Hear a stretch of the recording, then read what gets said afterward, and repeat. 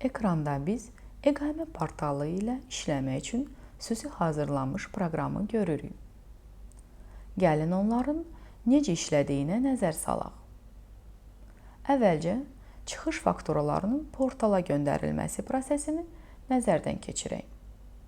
Lazımi hissəni açırıq. Fakturaları tarixə görə filtr edirik. Burada bir çox filtrlər mövcuddur.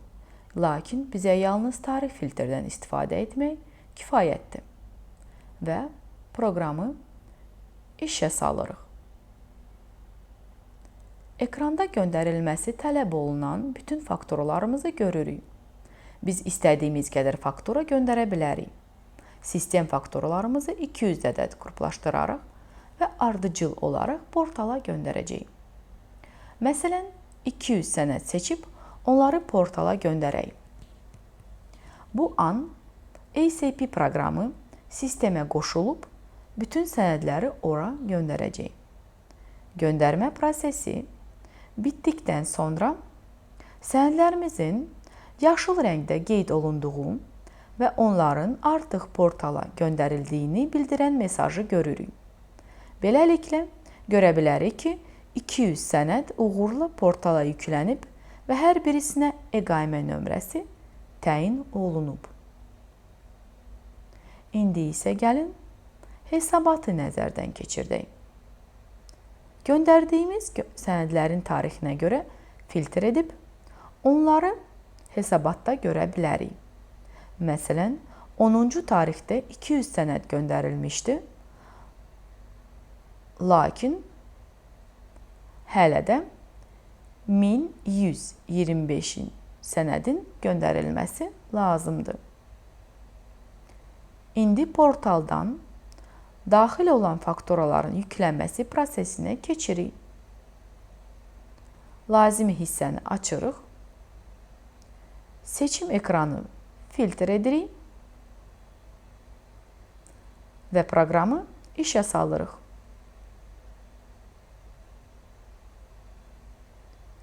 Əvvəlcə heç bir sənəd görmürük, çünki hələ yükləmə etməmişik. Yükləmə düyməsini basırıq. Sistem yenidən portala qoşulacaq və lazım olan sənədləri yükləyəcək. Yükləmə prosesi bitəndən sonra, başa çatdıqdan sonra biz yenilə düyməsini basırıq.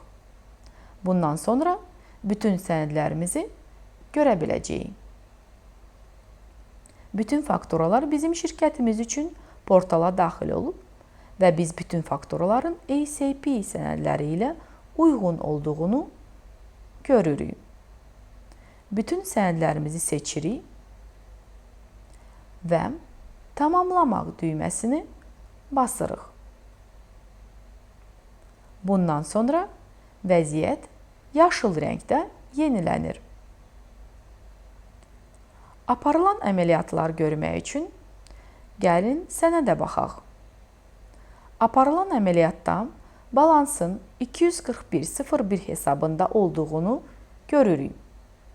Bu balans 241.02 hesabına köçürüləcək. Məsələn, biz bunu ikinci sətirdən görürük. Görürük ki, biz balansı 241.01 hesabından 241.02 hesabına köçürtdük. Yükləmə prosesi bununla başa çatır. İndi isə gəlin sizinlə əvəzləşmə prosesinə keçək. Biz yalnız ödəniş etdiyimiz sənədlər üzrə əvəzləşmə aparırıq. Ekranda bir çox daxil olan fakturalarımızı görürük. Lakin onların hamısı ödənilməyib. No payment to vendor statusuna malik olan sənədlər sistemdə yaradılıb və eqaimədən yüklənib.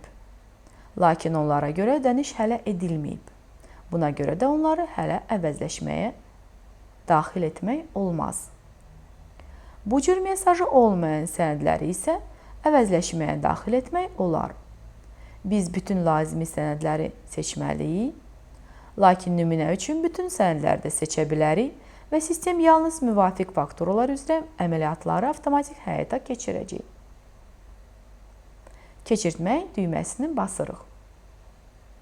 Və görürük ki, ödənilən fakturalar üzrə ƏDV əvəzləşmə sənədi yaradılıb. Gəlin indi sənədin özünə və əməliyyata baxaq. Sistem tərəfindən yaradılmış sənədlərdən birini seçək və burada görürük ki, balans 241.02 hesabından 521 nömrəli hesaba köçürülür. Fakturaları seçib hesabatı görmək üçün tamamlamaq düyməsinə basırıq. Son mərhələ ƏDV bəyanaməsinin hazırlanması və onun portala göndərilməsidir. Lazımi hissəni açırıq, tarixə görə filtr edirik və proqramı işə salırıq. Burada biz götürülən və göndərilməsi tələb olunan fakturaları görə bilərik. Gross net, net məbləği, ƏDV məbləğini, ödəməni görürük. Bütün mövqeləri seçib, göndər düyməsini basırıq və ya faylı yükləyib əl ilə portala yükləyə bilərik. Bununla da təqdimatımız sona çatır. Təşəkkür edirik.